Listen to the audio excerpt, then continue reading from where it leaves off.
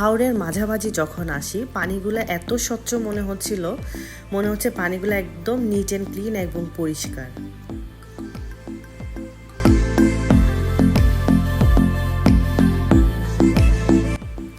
এরই মাঝে আমরা কিছু সিনেম্যাটিক ফটোশ্যুট করে ফেললাম।